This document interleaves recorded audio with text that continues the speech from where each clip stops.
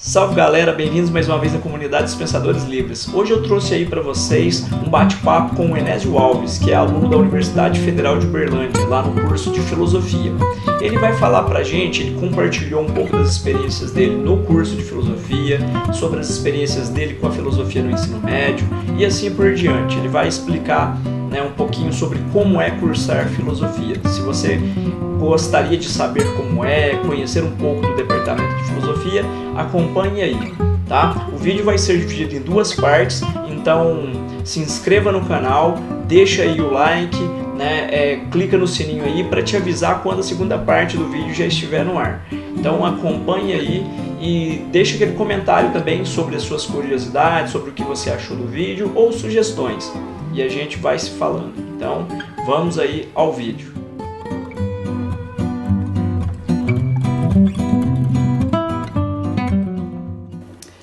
Salve galera, bem-vindos ao canal. Aqui hoje a gente está aqui com um convidado muito especial, né? Tem um carinho muito grande por essa pessoa que está aqui com a gente, que é o Enésio.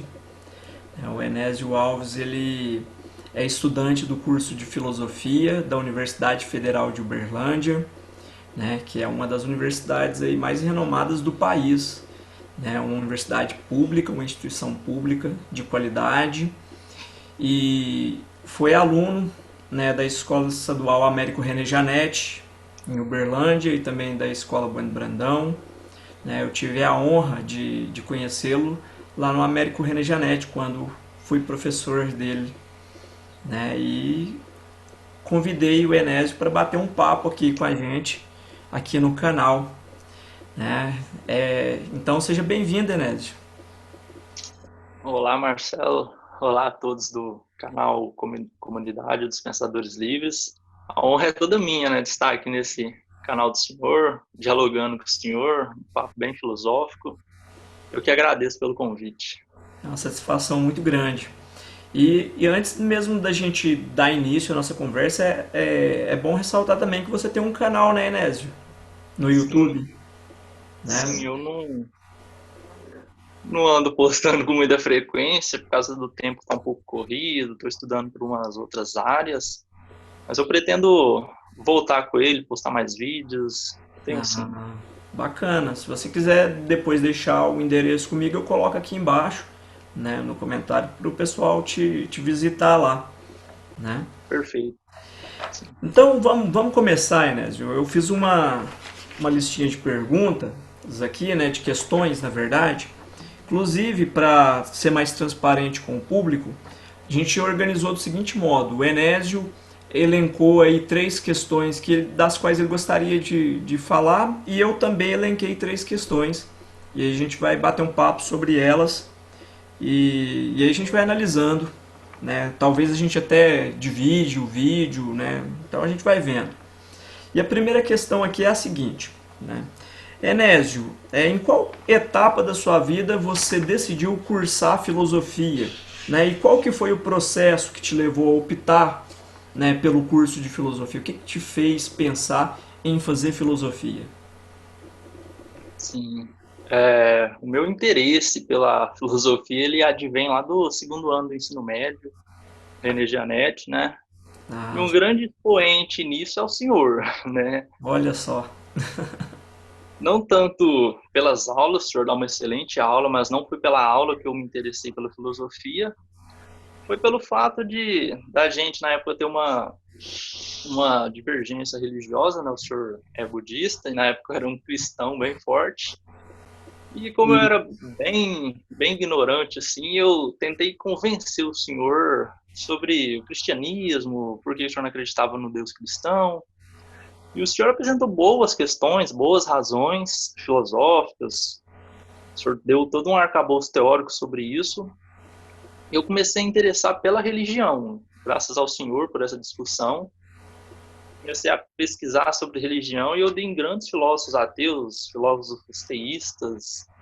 Então, acho que o fio condutor que fez a minha ligação para a filosofia foi justamente a religião e esse debate com o senhor, né? olha, nossa, interessante, porque eu lembro, né, de você colocar os questionamentos ali no final da aula, ali quando, né, a gente ia para a mesma direção, né? Minha casa ficava descendo o rumo do ponto de ônibus. E aí a gente naquele trechinho ali, né? Que é 50 metros, vamos dizer assim. Eu lembro, né? Da gente ir conversando. E eu lembro de você me perguntar sobre, né? As questões. E eu lembro também que, né, de perceber bem esse espírito filosófico já naquele momento mesmo, né, que a forma como você questionava, porque você me fazia perguntas, né, e eu te respondia pela ótica, né, da minha religião, né, do budismo, né, jamais, né, de certo modo, entrando mesmo na parte cristã, vamos dizer assim, das questões, até porque, assim, por mais que eu tenha sido cristão, vamos dizer assim, durante basicamente 15 anos da minha vida, né, eu julgo que o meu conhecimento, né, ele ainda é pequeno, né, sobre o cristianismo. E aí eu lembro que quando eu te dava uma resposta ou outra, quando você retornava com outra questão mais elaborada ainda, né, e aí aqueles diálogos iam acontecendo de uma forma muito interessante. Sim. E muito bom saber que aquelas conversas nossas, informais, né, elas contribuíram, né, para você, né, optar pelo curso de filosofia. Né, e hoje você está ali na universidade. Né. Sim, sim. Aí se você quiser também, né, ponderar alguma coisa, fique à vontade, tá? Só complementando que como é a religião assim que me puxou para a filosofia, né, sobretudo. E nos nossos diálogos, eu também assistia muito às palestras do Leandro Carnal, Luiz Felipe Pondé. Eles falavam muito de religião também e filosofia, só que era algo pouco. Eu sentia que faltava uma profundidade, não tinha, por mais que seja algo bem elaborado, tanto as nossas conversas quanto as palestras desses grandes professores, ainda faltava algo, né? Eu acho que esse algo eu encontrei e achei que iria encontrar cursando a filosofia, com os livros mais teóricos. Eu acho que isso também teve grande influência para mim cursar a filosofia, né? Bacana. E ainda nesse assunto, Enésio, e assim, você está dentro do curso de filosofia e você continua se interessando pela parte da religião, continua estudando essa parte, né, né, das conexões, tanto racionais quanto as questões da fé. Como que você está equilibrando isso lá dentro do curso? Quando eu entrei no curso, eu tinha um interesse maior pela religião, eu gostaria de pesquisar religião, né, ser um pesquisador do fenômeno religioso. Tanto que eu até queria fazer uma iniciação com José Benedito, acho que ele é da sua época, em religião, Demais. né? Pessoa excelente. Nossa, um Sim. abração lá pro Zé Benedito. Não, ele é bom mesmo, né? E Demais. só que esse interesse eu ainda tenho muito, eu estudo religião por fora, mas meu interesse principal agora não é pesquisar religião, eu mudei para Heidegger, mas a metafísica, assim, Ah, por mais bacana.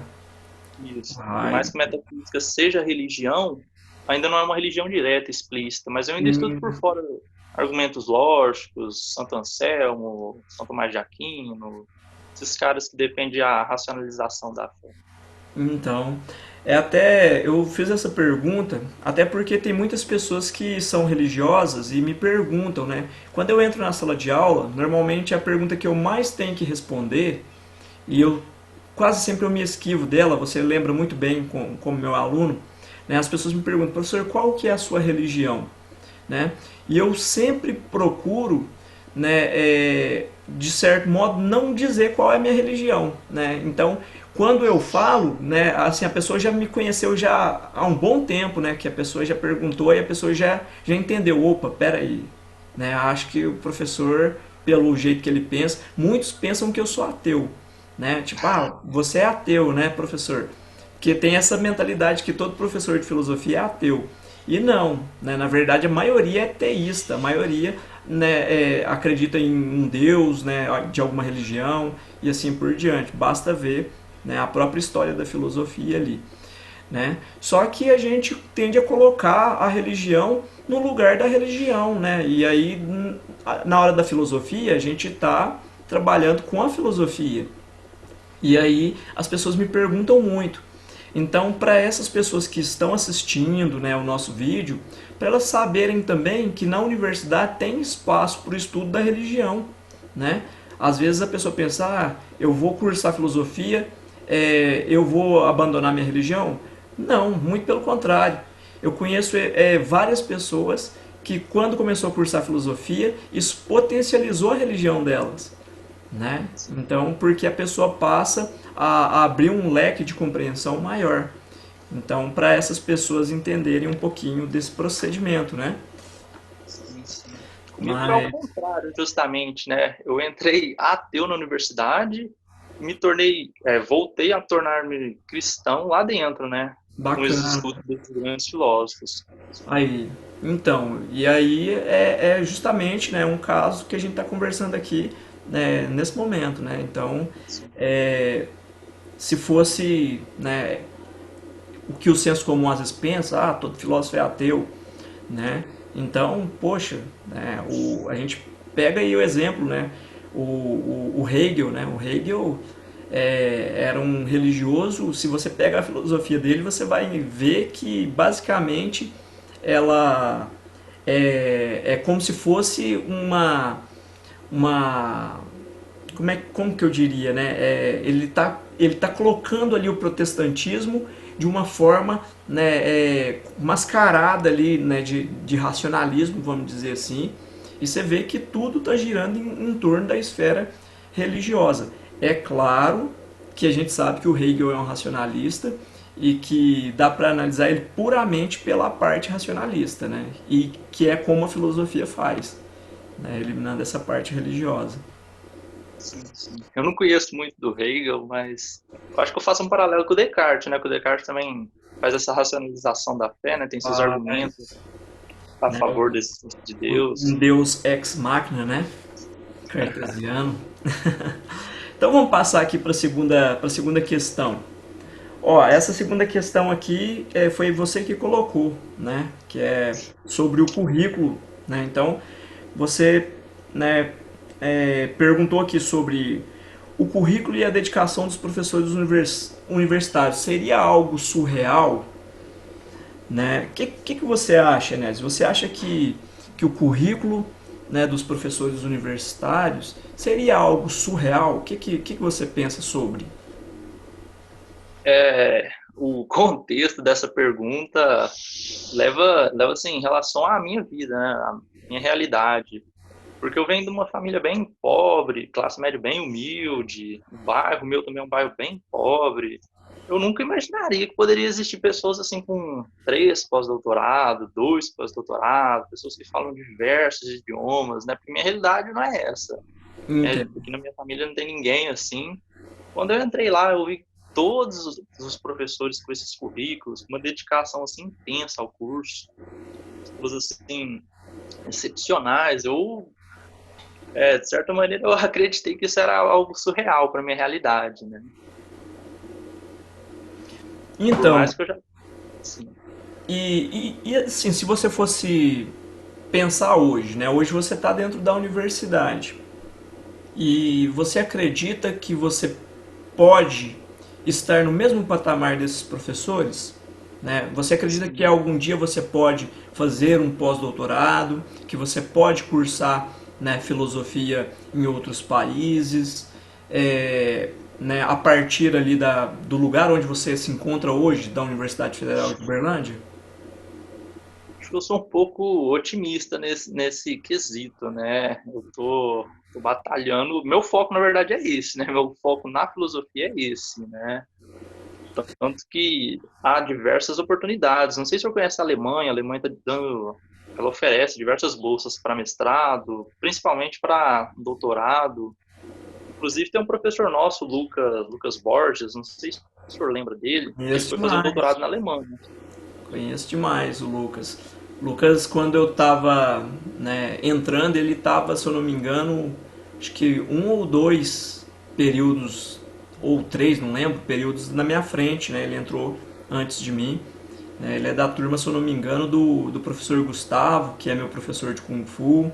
E o Lucas também faz Kung Fu, né? E eu lembro que na época, se eu não me engano, da turma dele, o Ricardo também, que é também conhecido como RX, foi para a Alemanha, né? E o Lucas ele tá na Alemanha agora? Na verdade, ele ia esse ano, mas por conta do Covid-19, eu não sei se ele foi ou se ele não foi, mas ele ia, né? No Entendo. passado ele fez o doutorado lá. Então, e aí, Enésio, olha só, eu fico muito feliz de saber que você é otimista nesse ponto, porque eu vou te dizer assim, pela minha percepção, né? É plenamente alcançável, né? Então, Sim. por exemplo, minha esposa hoje faz doutorado em letras, né? Ela é mestre em letras, né? Então, e ela, assim como eu, viemos de uma origem semelhante à sua. Nós somos de uma origem semelhante à sua, ou seja, a gente não é rico, né? E aí a gente foi uma luta, né, constante para poder chegar na universidade. Até porque, né, eu estou numa cidade de 25 mil habitantes a 70 quilômetros de Uberlândia. Então olha para você ver, para mim poder ir para a universidade eu tenho que pegar um ônibus, ir para Uberlândia. Dentro de Uberlândia ainda a gente enfrenta o trânsito de Uberlândia num horário de pico, né, ali por volta de 6 horas da tarde, para chegar na universidade. E aí, dentro disso tudo, olha para você ver como que são as coisas. Eu comia na universidade, né? E aí eu chegava, o ônibus chegava às vezes 5, 10 minutos antes da aula, tinha que pegar a fila do restaurante universitário, que era uma fila enorme na época, né? Não sei como que está hoje. E aí eu ia, né, jantar depois que eu ia para a aula, então eu chegava na aula 15, 20 minutos atrasado, né? Então, de certo modo, tem muitas pessoas que falam da meritocracia, né? Fala que a gente parte do mesmo lugar e não, não é. Até porque eu tinha colegas que moravam do lado da Universidade Federal de Berlândia, que podia ir para casa, dar um cochilinho, voltar no horário cômodo, já de barriguinha cheia e tudo mais e tal. Né? Não estou entrando aqui na questão de um ser melhor que o outro, não.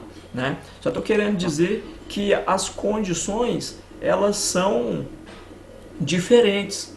E aí, né, por exemplo, para mim ter cursado a filosofia de uma forma, né, qualitativa, por exemplo, uma bolsa de alimentação para mim foi crucial, né, porque eu saía muito cedo de Tupaciguara. Imagina, eu tinha que sair 4h30, né, de casa mais ou menos, para ir para o ponto de ônibus, para chegar depois em casa, eu ia chegar por volta de meia-noite e meia em casa. A aula acabava às 10h30, pegava o ônibus, voltava para Tupaciguara, ia a pé, correndo o risco de ser assaltado e tudo mais até chegar em casa. Então, isso tudo, né, imagina, né, a fome ali, né, tipo, que eu estaria se eu não tivesse aquela bolsa de alimentação. Então, são coisas que faz com que a gente enxergue, né, a importância da ação afirmativa, das bolsas, das cotas. E também, né, depois eu fui percebendo que a minha realidade foi se transformando por causa da universidade. E eu fui percebendo colegas meus na mesma condição que a minha, que morava em Uberlândia, que hoje é professor, por exemplo, dentro da universidade. Né? Por exemplo, o Cristiano passou no concurso, né?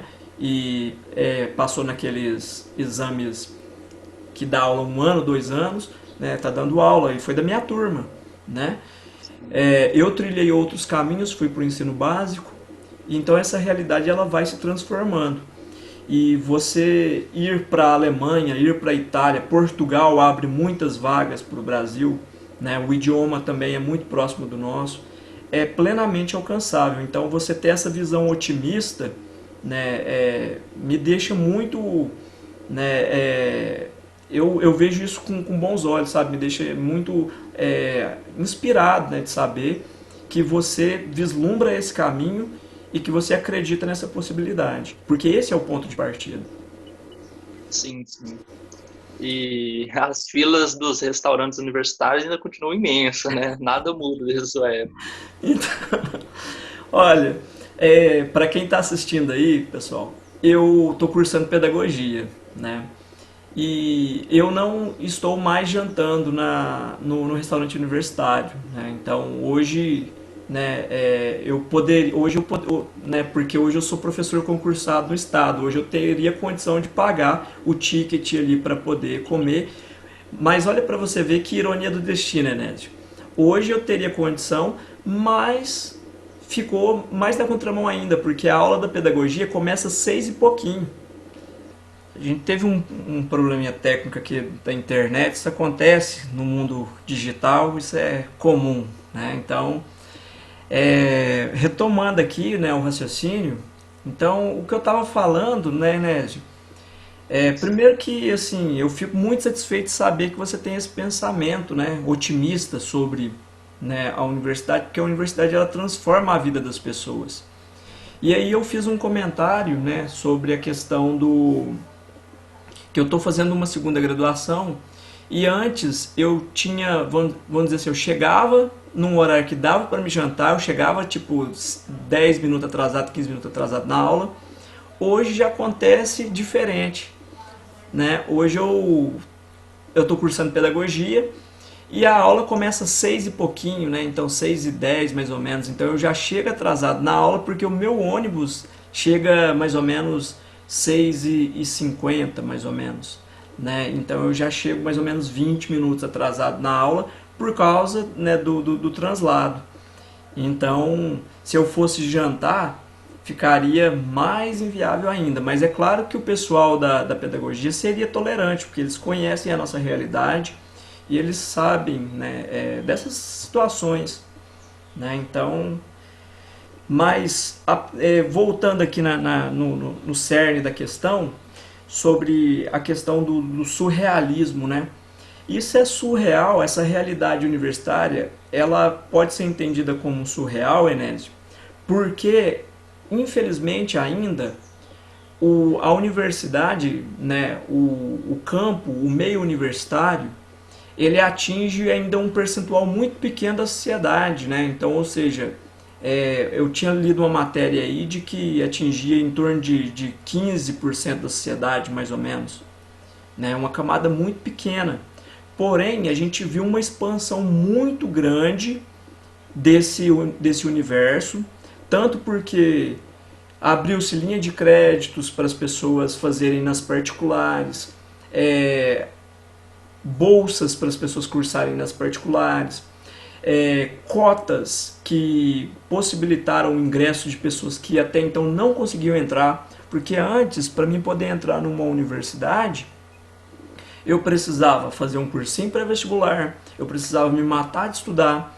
Aqui na minha cidade, Enésio, tinha um cursinho do Ângulo, por exemplo, que era fora da minha realidade pagar, né? Então era um cursinho que eu não tinha condição de pagar, né? E aí seria de certo modo uma disputa muito difícil, porque eu ia competir com um aluno que estudou na escola particular, que era salas com poucos alunos, né? E enquanto a escola pública, a média é 40, 45 alunos, 50 alunos, né? Enquanto o aluno da rede particular às vezes tem ali aula de inglês, aula de redação, tudo isso, né? Então as cotas elas vieram para, com essa ação afirmativa, elas vieram para fazer a equidade, né? E possibilitar, porque como você falou sobre, né, você percebe que hoje é alcançável para você fazer um doutorado, um mestrado no exterior, né, se tornar um professor universitário. Por que isso? Porque a universidade ela transforma nossas vidas. E ela transformou a minha, ela vai transformar a sua realidade, você pode ter certeza, ela já está transformando, eu tenho certeza. Então, por isso a importância desse otimismo, por isso que eu fico satisfeito de saber que você tem essa visão otimista, né? Sim. Escolas particulares também, diversas têm ar-condicionado, poucos alunos, como o senhor mesmo falou, né? E Completamente igual a comparação, né? o problema não é a escola particular, né, Nésio? O problema é que essa realidade, ela infelizmente ela é restrita. O ideal é que a gente tivesse condições análogas na rede pública, né? Sala que não fosse superlotada, salas com climatizadores, né? Por exemplo, tem dia que eu estou dando aula ali, né, na escola pública, que o sol está pegando na janela ali, que na turma da tarde, que o aluno, né, eu tenho que deixar o aluno ir, né, sequenciado, né, lá fora tomar água, para o aluno não passar mal dentro da sala de aula, né? Porque é sala, né, que a escola tem vários ângulos e é a sala que o sol pega, né, de forma direta ali na janela e fica muito quente. Aí você imagina 40 pessoas dentro de um cubículo fechado, né? Não é culpa da escola, não, sabe? Essa é a realidade. Agora a gente precisa transformar essa realidade, né? Sim, sim. Acaba que não tem muito o que fazer, né? Não dá pra. Ó, tinha que haver toda uma mudança, né? Sobre o que o senhor Tem, falou que foi bolsista, né? Chegou a ganhar a bolsa de alimentação, eu também sou bolsista, né? E realmente é uma coisa que ajuda, né? muito. Provavelmente se eu não tivesse ganhado a bolsa, eu não sei se eu estaria na universidade, que é bem difícil manter, imprimir muitas coisas, transporte, alimentação. Essas ações afirmativas realmente ajudam, né? Ajudam muito.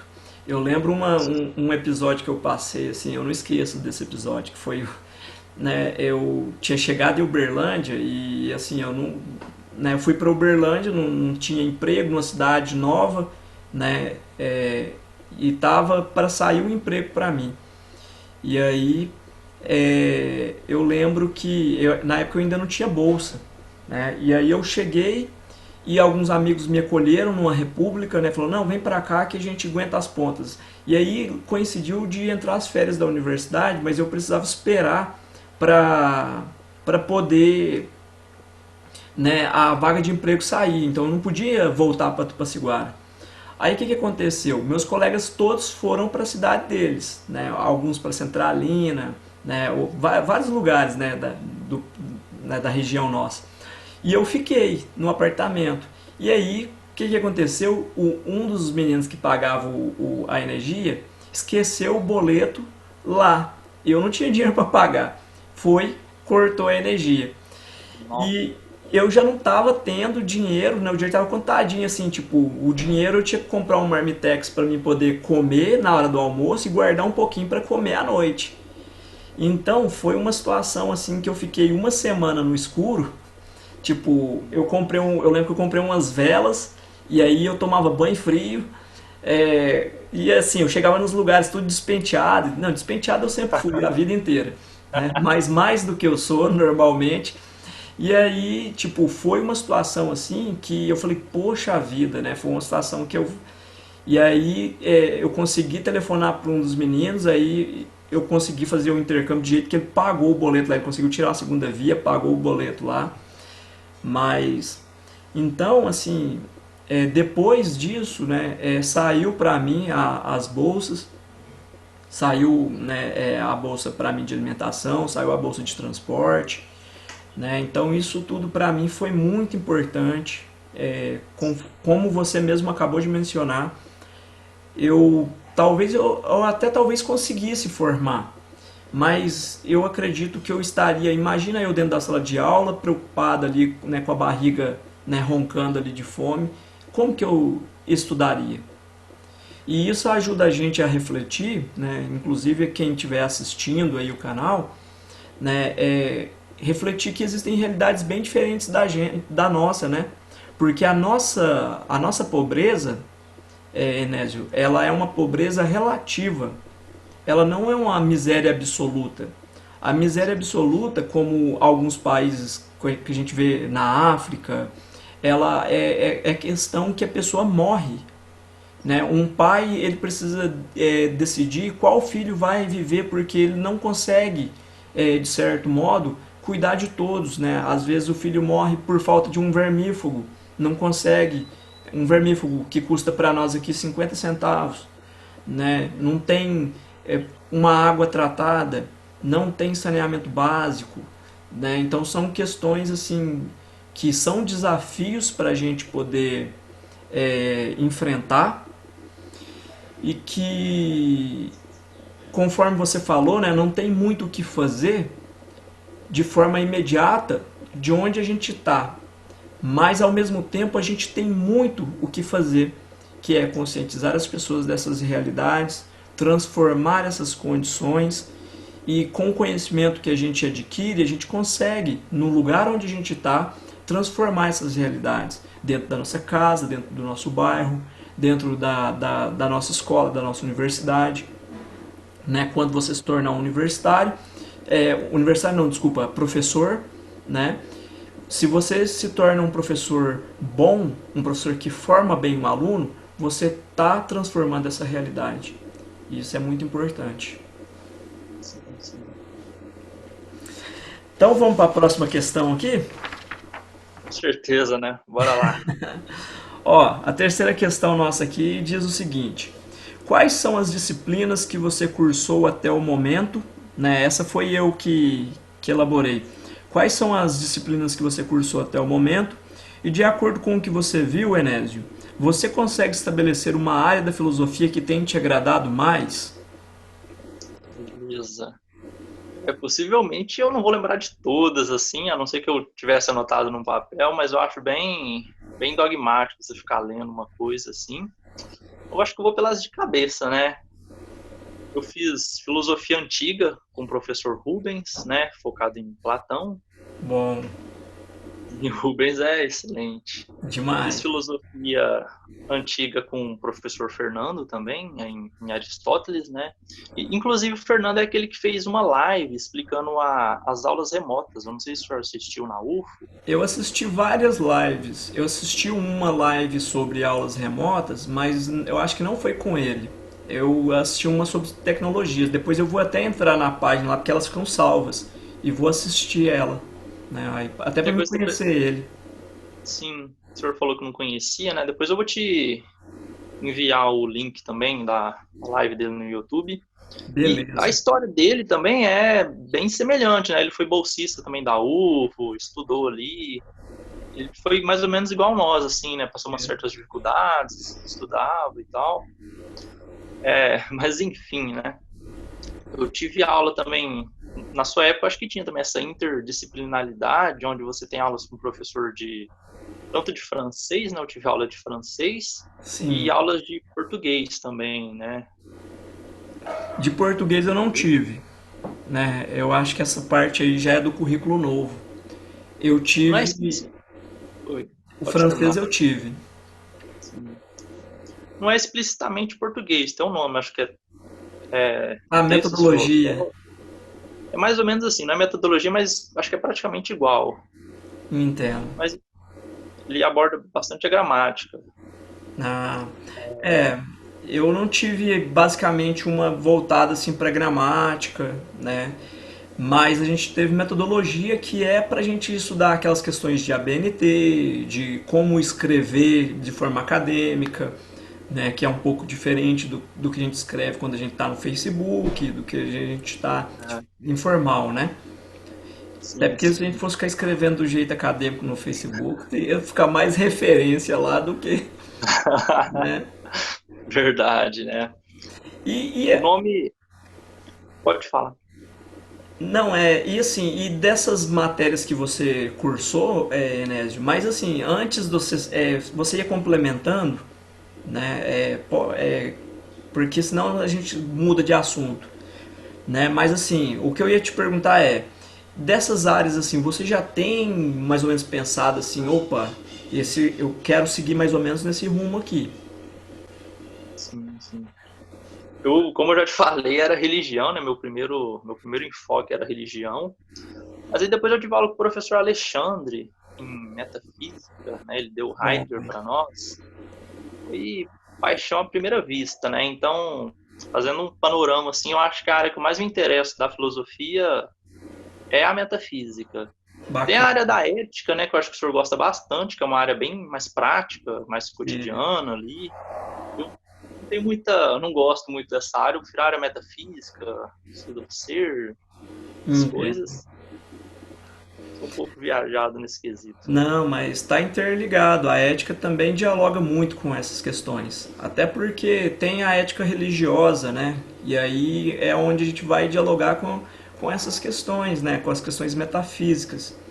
Então, é, dentro de uma área, ela tem sempre, né, tem a área central e aí depois tem sempre as áreas periféricas, né? Então, é um diagrama, né, de Venn ali que as áreas vão tendo essas intersecções ali, né? Então, com certeza, dentro da metafísica, você vai se esbarrar com a ética, com a lógica, né? Você vai, né, estudar um pouco da estética, com certeza, todas essas áreas aí. São bem ligadas, né? Isso. Principalmente se você for voltar nos antigos, Platão e Aristóteles, eles falavam de tudo, né? De Mostrando tudo. essa interligação. É porque é uma realidade bem diferente da nossa, assim, bem diferente entre aspas, né? Diferente no sentido de que a gente não tinha uma instituição, né? O Sócrates não foi para a faculdade de filosofia, né? O Platão não foi para a faculdade. Eles tinham escolas filosóficas e talvez muito mais filosóficas do que a nossa, né? Mas eles se desdobravam sobre problemas que eram genuínos da época deles, né? Já a nossa época ela demanda problemas que também tá com o pé lá na antiguidade, ou seja, não foi superada ainda as questões postas por Sócrates, por Platão, por Aristóteles, mas hoje a gente lida com estruturas sociais diferentes, né? O Estado hoje tem um formato diferente do Estado grego, né? Do formato grego, né? Então, algumas coisas de forma benéfica, outras nem tanto, né? Então, é, não teria como a gente, de certo modo, filosofar daquele jeito, né? Até porque o nosso conhecimento, a gente está nas costas do gigante, né? Ou seja, a gente hoje a gente tem um Platão para estudar, a gente tem um Sócrates para estudar, um Aristóteles, um Descartes, um Heidegger, né? Então hoje essa escadinha me permite olhar novos horizontes. Então isso é muito bom. E o Aristóteles também, só fazendo uma finalidade, apresentando uma causa, ele tinha escravos, né? Então, ou seja, ele tinha bastante tempo para pensar diversas coisas. Eu acho que no mundo contemporâneo hoje isso acho que praticamente não existe. Eu não sei se você tiver muito certo dinheiro. Então acaba que atualmente eu acho que igual eles é difícil ter esse tempo para pensar as diversas áreas da filosofia, né? Sim, a Grécia ela era, né, o ócio, né, o ócio dos filósofos só foi possível porque tinha quem estava trabalhando ali, vamos dizer assim, braçalmente, né, os escravos e até mesmo outros, né, trabalhadores livres. Mas o que acontece? Esse é um. Se eu tiro o Aristóteles desse cenário e jogo aqui, fica anacrônico, né? Então ele é filho do tempo dele em várias É, questões, né? Agora, o que acontece dentro da nossa realidade? Também isso acontece, né? Então, por exemplo, se você pega, por exemplo, o percentual, né, como a gente estava conversando agora há pouco, o percentual de pessoas na universidade ainda é mínimo, né? Então, se eu tivesse que me ocupar das várias questões braçais que o país necessita, eu não conseguiria dispor de tempo, talvez, para poder pensar coisas do tipo, né, a ética, pensar leis, pensar, né, a estrutura jurídica, a estrutura política.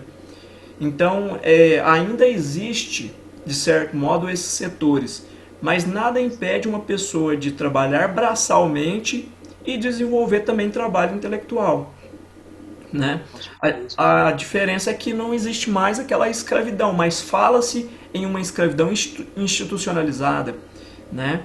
Porque se você observa aí, né, direto tem denúncia aí de grife, de loja que tem trabalho análogo à escravidão, né? A gente vê o universo da prostituição, né? Então que é invisibilizado, né? Que existe e muitas pessoas não querem enxergar, né? E uma série de fatores. Então existe situações parecidas, mas é claro que não se compara, né? Porque é uma realidade bem diferente, mas situações parecidas. o trabalho do filósofo, de certo modo, ele é um trabalho burguês. Ainda a filosofia ela ainda é burguesa. Né? O universo acadêmico ainda atende, infelizmente, a uma camada muito pequena. Né? Agora, no Brasil, tem se democratizado. Tem tentado fazer um caminho inverso aí. Tem uma galera que está tentando, né? Que teve até falas aí dizendo que a universidade realmente não é para todas e pronto. Não, não. A universidade ela tem que ser para todos. Né? Agora, a pessoa não querer é outra história.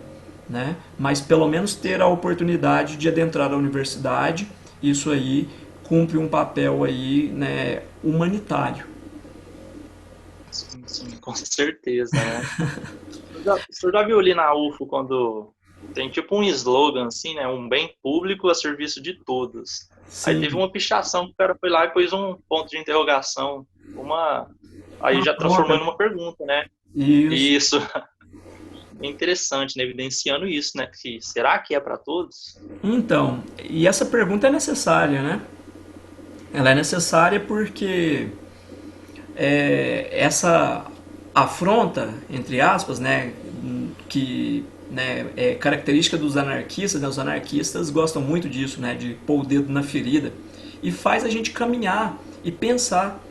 Né, não que ela não seja para todas, ela devolve muito para a sociedade. Ó, para você ter uma noção, Enésio, o que seria de Tupaciguara se não tivesse a medicina da UFO? Né? Então, uma pessoa quebra a perna aqui em Tupaciguara tem que correr para Uberlândia, porque a gente não tem hospital público aqui que né, faz cirurgias complexas. Né? Então, dependendo do que a pessoa passa aqui em Tupaciguara, ela tem que ir para Uberlândia. Isso é a universidade. E eu não sei se você sabe, a UFO começou em Tupaciguara. Né? O primeiro curso da UFO foi em Tupaciguara. Se eu não me engano, foi o de medicina veterinária. E aí, por intrigas políticas, elas parece que. Isso é a história que me foi passada, né? Ela saiu daqui e migrou para Uberlândia. E, inclusive, na filosofia, um dos professores decanos, que é um dos primeiros professores da filosofia, é tupaciguarense, que é o Bento. Né? O Bento aposentou recente, e recente assim, né, há alguns anos, né, e é de Tupaciguara, gosta muito de pescar, gosta muito de ficar né, né, no cantinho dele, e um professor excelente. Né? Então, isso é muito, muito bom. Né? Então, assim, a universidade ela presta um serviço ímpar na sociedade, ou seja, a nossa região, a gente está numa das regiões mais ricas do país, né? O Triângulo Mineiro é muito rico. E aí, isso se deve muito à universidade. A UFO faz um papel que né, então que assim, é sem comentários. Mas não significa que a gente tem que conformar. A gente tem que dar maiores acessos, né? Tornar ela mais acessível ainda, mais do que ela já é, e devolver mais ainda para a sociedade aquilo que a gente está indo buscar, né? Que é com o nosso conhecimento, para a gente mudar as nossas estruturas de forma positiva, para a gente transformar o nosso país, né, a nossa sociedade, o nosso local e o âmbito global. Né, o pensar local e agir global. O senhor, só fazendo o último ponto para a gente não fugir muito da centralidade da questão, o senhor falou anteriormente que se a gente fosse escrever no Facebook igual a gente escreve na universidade, ia ter um monte de referência. E também uma crítica que o Eduardo Marinho faz é que a linguagem também impede essa transposição da universidade para o público, né? Uma linguagem muito academicista, muito difícil, muito erudita. Eu acho que isso também é um ponto assim, que impede a universidade de ser para todos, né? Você escreve uma pesquisa de forma bastante rebuscada. Talvez isso também seja algo que pode ser transponível, né? Pode ser transponível, mas eu não posso também pensar que a universidade tem que ser desse jeito, né? Por que isso? Porque essa linguagem que a gente está chamando de rebuscada, ela é uma linguagem que na verdade ela é uma linguagem cuidadosa, porque a ciência ela precisa ser cuidadosa. Ela não pode atender o imediatismo que a sociedade comum, vamos dizer assim, estabelece. As coisas fluem muito rápido fora da universidade, na sociedade. O mercado flui muito rápido e a universidade, como um polo de ciência, ela tem que ter a cautela.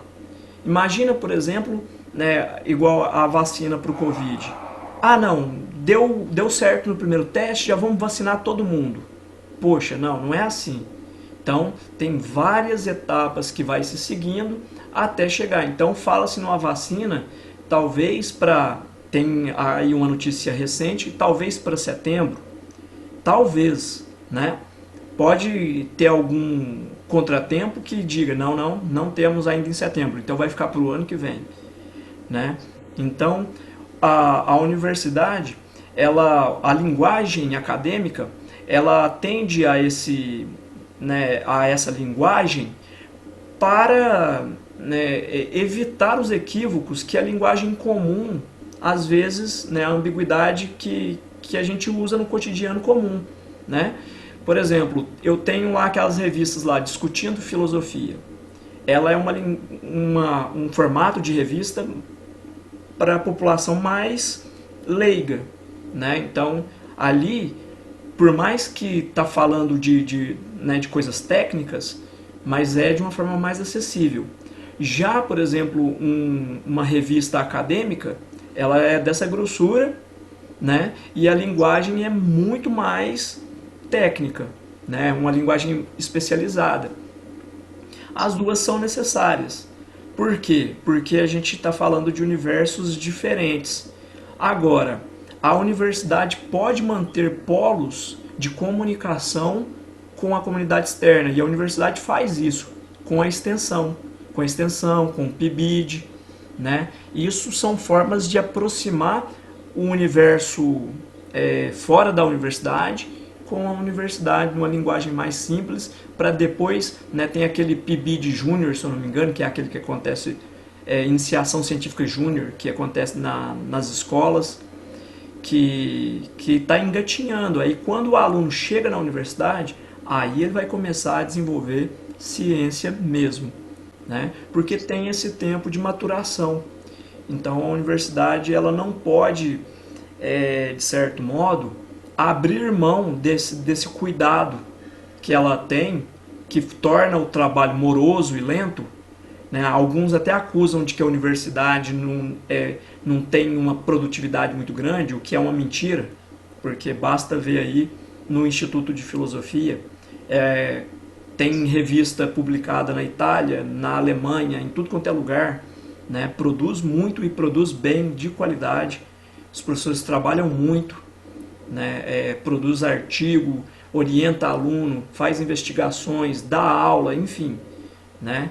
É porque as pessoas que falam isso não conhecem o universo, né? Não conhecem a lida, a realidade desses professores, né? Agora, uma forma que talvez melhorasse em vez de talvez abaixar a universidade, aumentar a esfera externa, que é a escola pública, investir na educação pública de qualidade para a educação, né, chegar no patamar da linguagem universitária, de modo que a gente pudesse, o aluno chegasse bem mais qualificado no ensino superior. Sim. É uma boa solução, né, para resolver esse impasse, né? Seria uma boa solução, fazer a pessoa crescer em vez de tentar abaixar a janela, né? Sim. Eu vou passar aqui para a próxima pergunta, para gente, até para não ficar muito longo. Pode ser? Perfeito, perfeito. Então vamos lá. A próxima aqui diz o seguinte, né? O que o senhor acha dos seus colegas de graduação que não conseguiram atuar na área, né, da filosofia ou que não conseguiram se formar? Né? Foi uma pergunta que você me fez.